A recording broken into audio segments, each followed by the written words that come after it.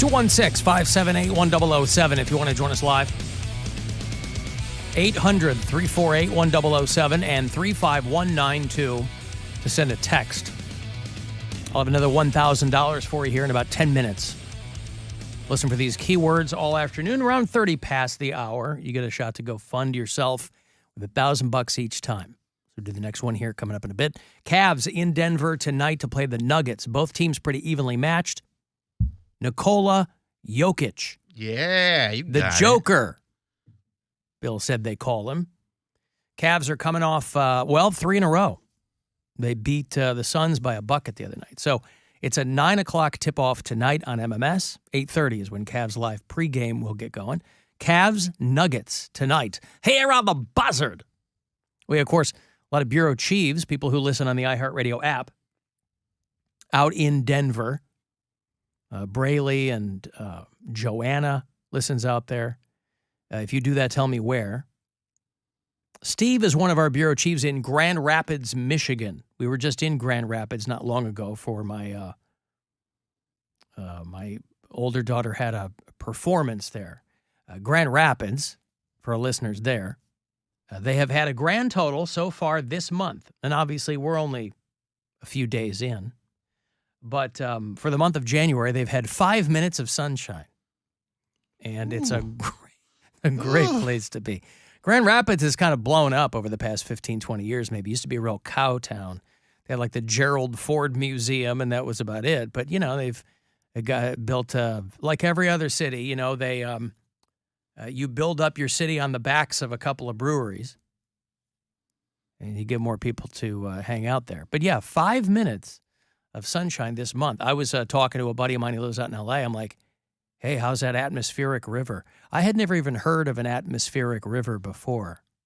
But that is what is deluging the West Coast right now, is it's just 100-mile-long river of columns of water in the air that are incessantly dumping on the West Coast. Like San Francisco has run out of sandbags.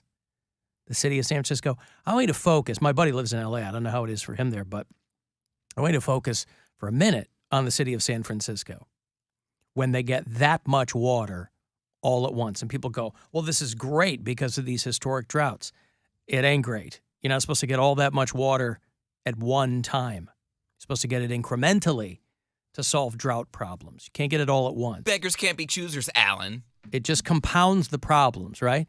But imagine San Francisco getting very, very wet, and it's a very hilly city, and all that poop, all that floating poop in the city of San Francisco, which I've still never been. To this day, I would very much like to visit San Francisco. I've never been either. Been all up and down the West Coast, just never made it to San Francisco. I've never been there either. The closest, I'll be in Sacramento next weekend, but it won't be Sacramento, California, which you might realize. That's the closest I'll be to San Francisco, other than like the airport. I've been to the San Francisco airport, but airports don't count. Airports don't count, do they? No. I had a layover in the Vegas airport many, many years ago, but I didn't count that as a visit to Vegas. Right. Like I've been in a Japan airport and Hong Kong airport. I don't count those as being in Japan or Hong Kong. You're just they are wildly different than the airports we have, but still you're not seeing the life. Nobody speaks no United States. All right. Now, Bill, you'll be going to Sacramento, California to perform. Are you aware that one of the most famous zoos in the country is in Sacramento? Do you know what it's called? The big old Sac Zoo. Yes. Of course, it's home to the California Automobile Museum, too, so that might be worth checking out. You're not far from San Francisco. You could get a little hop and skip over there from Sacramento. I'm just hoping some of the people from San Francisco there's some comedy production companies there that work with Chad Daniels, who I'm going to be performing with. Yep. Are going to come out and hang and see what I can do too. Be great. Yeah, it'd be cool. It's a 90-minute drive. Are you renting a car? Hell no. Not with what they pay middle acts. Oh, yeah. Oh, okay. If Chad rents a car, maybe we'll make the trip, but we'll see. All right. I wasn't planning on it. Now, will you get on stage and go, hello, capital city? I mean, duh. Why wouldn't I want to open strong like that? You get shot out of a cannon. Yeah. Right.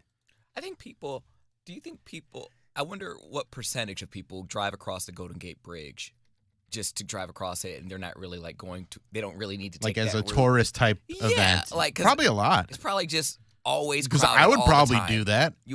I would avoid that if I'm from here. I would never go on that stupid bridge. It's like being in New York City and never visiting like the Statue of Liberty. Why your camera is not catching up to you. Just don't watch Poundcake on the live stream. Well, it's funny because he's just sitting there. Yep. But we just have his desktop. Yeah. Or yours or whatever it is. Well, we have him up there like that, but it just, it's basically frozen right now. I would think it would be funny if you just have like a picture of me and then it just I might do that for the waves rest of when the I show. It's like the most amazing ventriloquism act that I've ever seen. Yeah, just put up a static photo of him, and then we'll do the old thing where you cut out the Conan. lips, the old Conan bit. Yeah. Crash. Really What was that called? Clutch Cargo. If you're really, really old and you remember Clutch Cargo. Hello, Mike. Mike checks in from time to time from the West Coast of Ohio. Hey, Alan. Hate the show. Happy New Year. How are you? And Happy New Year to you, Mike. What's going on there on the West Coast of Ohio? Not much. Well, I was waiting on hold, and I don't know what I was trying to figure out, discern. What is this San Francisco bean that you were talking about? Well, is it that's just a jumping little bean. No, that's like a little nickname that I had for one of my ex's lady parts. Gotcha. And it just kind of stuck. You know how that goes. Yeah. Yep. I understand. I know a lot of people have trouble finding it. But I did want to call in and give a quick PSA. I'm glad Mary's out today because you can't really believe everything you see on the internet. What? Since when? Her bubble. Mm-hmm. But I think it's a good PSA for everybody. Overwhelmingly, all those slot machine videos online are fake or editorialized, so to speak. The two main, even the ones she mentioned, what is it, Lady Luck HQ? She's what's called a shill, right? I don't know about you guys, but I don't remember when casinos openly said, oh, you know what? Anybody can come in here with a tripod and a lighting apparatus on our casino floor. So your contention is that these are set up, these videos? Well, there's two real big fakeness to them. There's some that are bait and switch, and then there's some that are shills, right? They have a deal with the casino. I'm not saying they're not using their own money and they're not gaining or losing anything, but that it's a promotion rather than an organic piece of video. Exactly. Yeah, and if you didn't know, in a casino at any given time, there's a number of gamblers that are shills, right? That are paid employees of the casino, that are there at the table games to keep the action going, to keep it lively, that are not there to gamble, but are there as casino employees. That's a normal practice. With these slot machine videos, they have a camera on a tripod and lighting in the casino, right? It's not a real gambler there using, right, just the everyday person. The other bait and switch one that a lot of people do is you can even see there's takedown videos online of people going frame by frame, and you can see where they switch from, hey, I'm walking into the casino, look at this awesome thing, to, oh, look at this frame switch. Now they're in their house at a home machine with fake noise in the background, kind of thing. So yeah, it's all fake. Well, what I would say, Mike, is what you're talking about. The only thing that I would say is, and I'll take your word for it, but there's so many legalities between the Gaming Commission and also things that you can do on social media that I would imagine the things you're talking about, a lot of those have to be disclosed legally that they're promotions. Well, I know the lady, because the Lady Luck HQ, Mary sent a screenshot of her winnings and losings and stuff like that, and she disclosed in there that there are sponsorships and things going on there. Right, but I mean in the body of, if you post a YouTube video, anytime we do anything promotionally with a client or that involves us being paid on social media, we have to tag it as an ad. I mean, the Federal Trade Commission cracked down on people who weren't doing that. There's a mixture in there, right? Sometimes there's a transparent watermark at for X number of frames at the beginning of the video. I see. there's a lot of different ways you can menager that in. But no, the reality is that let's talk about Lady Luck HQ, right? If you watch a lot of her videos, she's actually walking through the hotel room, showing you, oh, I just got comped this great thing at this awesome hotel. It's clear, and it's clear that she's promoting the other aspects of the casino as well in her videos. It's not just pure slot machine. There is a lot of slot machine play, but there's no way you're going to tell me that casinos are just okay with someone setting up a tripod and lighting on their casino floor. Right, I agree. I mean, with it's that, promotion for the casino. Yeah. Mike, Also, it's still just wild to me that people will sit and watch those videos. Same here. Millions of people. Mike, was your whole point of this to stick it to Mary Santora? Was that the? No. Okay. I want her to be able to do her thing. It's more just to help everybody else understand, hey, the internet's not real, especially streamers and social media. Yeah, but I don't think people care. I mean, maybe. Because guess what? Like I said, if you go to the casino and go, hey, I want to shoot some video on your casino floor, that's just free promotion for them. I can't imagine they go, no. They got to make sure you're not doing anything hinky. You're not messing with the equipment. But exactly. They want to make sure you're also not disparaging the casino while you're doing it either. Right. So, Alan, the piece that I have the most pain about is why I'm bringing this one specifically up is degenerate gambling is not something you want to promote. And if you didn't know, the whole streamer community went through a huge reckoning over the last few months, a couple different ways, from gambling and people getting money and, all the crypto scams.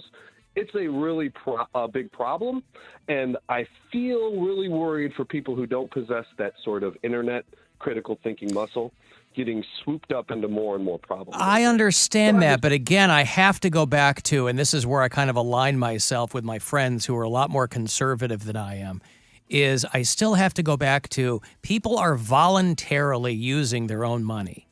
They're not being conscripted into service at the casino. They're not being forced to play the lottery. They're voluntarily using their money. And if they're so financially illiterate that they can't discern that if you have no disposable income, you certainly shouldn't be using your non-disposable income for gambling. I mean, you can't. You can't. Missing a big piece there, Alan. You can't litigate you're people's. You're a huge piece. Yeah. You're assuming an all-knowing consumer. No. I'm assuming that most people. I'm all-knowing. assuming that most people are pretty dim, but you just simply can't litigate people's behavior in that way. I take your point. I think everything should be above board. Watermarks and things. You're talking about kind of the video version of fine print, the finest print they can possibly sneak in, and then their legal bit is done. So you're right about that. But I mean, I just don't think the people who are way into those videos would give a fat frog's ass if they found out they were fake. I don't think they'd care at all. That's right. That's true. Yeah, that's fair. That's fair. I mean, I don't think that that's the problem. I think the type of behavior that results from it, but more importantly, the internet's just a mess of fake. Like Reddit, Instagram reality is a really, really good place for some of those people to just spend a little bit of time looking at. Think of what today, Mike, think of what today is, and I'll let you go, but that's what it ties into. Think of what today is. Oh, of course. It's your anniversary. It's the Traderversary. It's January 6th. Yeah. It's a 2-year anniversary of traitors and insurrectionists at the Capitol, right? 2 years since. All kinds of information is out there, all kinds of truth being told. Those people don't care. You're not changing people's minds, and there's such an emotional component to gambling that you're just not going to rewire brains. It's a very, very small portion of any a group of people that will go, oh, well, now I know that, See, I'm one of those people where I can't enjoy something if I have a critical eye and go, well, this is fake. I can't enjoy it. I mean, people who have worked in, it's like when Gwen, my wife worked in television and film production for a long, long time. That's her background. And she's like, there's a lot of shows I can't enjoy because I know what they did there, or I know how they set that up, or I know that that's fake, or I know it, That's something my girlfriend and I, when we're watching The Circle, we have to constantly remind each other, because every once in a while we'll say something like, this seems a little, they're a little too enthusiastic, or they're way too surprised every time they get an alert. And we have to like, no, we're buying into the fantasy of the show. Sure. And you have to do that. And it's it makes entertainment. It more, you have to make it more fun that way, because you do get so used to it. You're like, how are you still this surprised by these constant twists on this show that is just one twist after another? Right. Or one surprise, one, whatever it is. I got a surprise for you. What's that? $1,000. Nothing on this gambling talk. Enough about gambling. How do I win $1,000? Here it is. It's a chance for you to go fund yourself, and I'm not even telling you what to do with it. You win. You want to blow it however you see fit. You want to sock it away. Go crazy. Good luck. The Buzzard wants you to go fund yourself and score $1,000. Enter the nationwide keyword GREEN at WMMS.com. That's GREEN. Enter it now at WMMS.com. And good luck from Buzzard Radio. Pardon me. If you want to leave us voicemails, please do. The Alan Cox Show After Hours line has not gone away. It's still there for your use. You can call it anytime. 216-986-8903. So I'm quite confused about Poundcake's car situation, because it sounds a lot like what happened to me last fall. When he talks about something hanging, I think what you're thinking of is the front part of it, which is like a cover of the radiator. But if he's thinking about something that's under it, then he could be talking about something serious like a subframe that like holds the engine and like all parts together in there. And he's right to not remove that. And the reason I say that is because I drove back from Minneapolis last fall, and my steering wheel started like pulling like to the left, and I thought it was an alignment issue, but it wasn't. It was because the subframe was rusted out.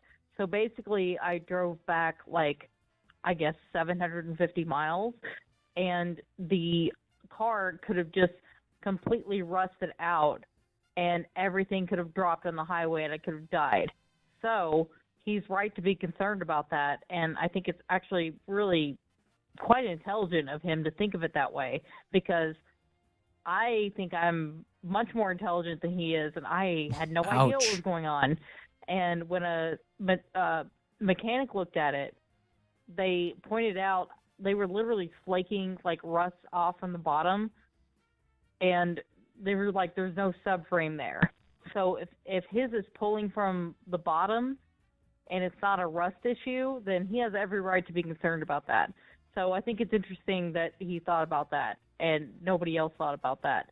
And I hope that Bill helped him with whatever was going on. And I really hope it's not a subframe, because that was the worst thing that's ever happened to me. It basically renders the car having no value at all. It doesn't matter how many parts you put into it or whatever it is. Like, no one cares. You're selling the car for scrap at that point. Poundcake? I wish I knew. I wish she had mentioned what year her car was. Right. I mean, But Poundcake, you know it's not the subframe. I don't think it's. I mean, yeah, my car's rusty, but I don't think it's on the verge of falling apart. If that's what it is, it's just it's a plastic shield. It's a looks like a water shield, or like just to cover up debris from flying up into the engine. And one side is hanging up, the other side is hanging down. Now it could have been, like I said, snow got underneath there, and I was trying to back out, and it just like held there because it was like so cold, and it just held there, and then it warped. Or it could have rusted one part, and then the nails or screws came out, and it's hanging down. I don't know why it's hanging down. But you actually got under there and tried to fix it today. I didn't have the right type of screwdriver, and I couldn't look for it. But again, I know what I don't know. I don't know anything about cars. Anything I learned was from a tutorial on YouTube, and sometimes they have my make and model, sometimes they don't. I don't want to be I'm saying I don't want to be responsible. I don't want to think that I am smarter than a mechanic. If it's a couple $100, or if it's something that a friend could do, just like that, then I'll wait. I don't think it's detrimental to my car. I don't think I'm going to get into an accident. I don't think I'm going to hurt anybody. If that's the case, then I wouldn't drive it. Yeah, it looks like it's your splash shield. It's a splash shield. It's a plastic piece. The only time I ever hear it scraping. Doing so much splashing in this car. Only time I ever hear it scraping is when I'm like going up a hill. Or going And what down. does that sound like? That one actually makes it, though. Yes, Yeah, right. You nailed it. You finally did it. You finally lined up your one single continuous sound effect with the actual condition. I don't want to be a millionaire. Like, I just want, like... Yeah, you do. Nah, I just want, like, $100,000, and that's fine. Oh. I pay off my student loans. I get a nice house. Not a big one, but nice. Well, this is Cleveland, yeah. I get a You nice pay house. off your student loans and buy a house in Cleveland for $100,000. Yeah, I wouldn't even get some place in the suburbs. I would get, like, Cleveland proper, like, where it's $120,000, and I'm like, all right, it's paid But you off. have $100,000. How are you going to buy a $130,000 house? He's And he's pay still off gonna your have to make student loans. payments, Yeah. I Yeah, see. I was You'll still put down 25 on the you house. wouldn't buy yeah. it in cash. No. Oh, well, all right. But, like, I'd have payments for life. And the then bank owns your house. Then I can invest it and then make that money work for me. There you go. He's got it figured out. He's got it figured at out. 30 or however old you are, because he has a birthday twice a year. But I still need that $100,000 to fall out of the sky, and then I'll be smart. All right, rich listeners, you've got your marching orders. Find Poundcake on Venmo.